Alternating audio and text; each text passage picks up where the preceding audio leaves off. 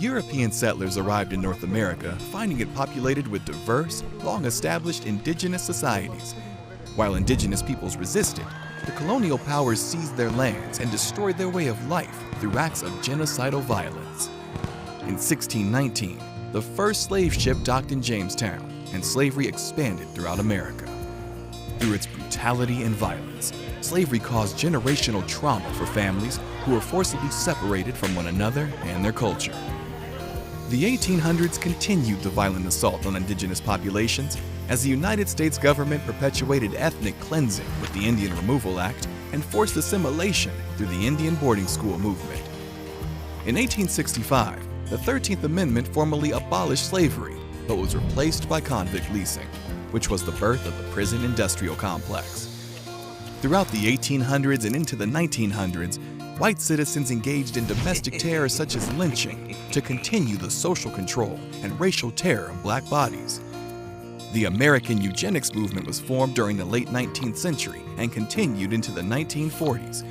The movement not only supported the idea of breeding a master or superior race, it established a goal to eliminate undesirable genetic traits typically found in the poor, uneducated, and people of color. Nazis borrowed heavily from America's eugenist race laws and practices.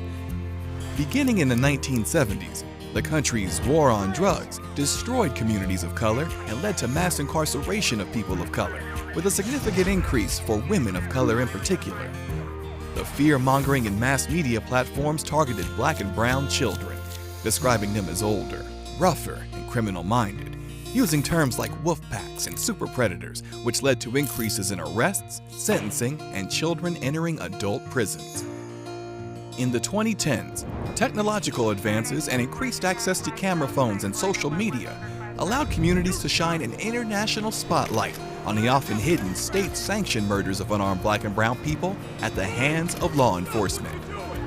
2020 brought the global challenge of COVID-19, but the continued domestic terror against black and brown bodies highlighted that racism remains America's top pandemic. It also demonstrated the most diverse and unified collection of voices demanding change. In 2021, in the wake of the Capitol insurrection and continued injustice, we have the opportunity to disrupt the legacy of racism. So let's create a post-pandemic new normal that centers our humanity in love, inclusion, and well-being.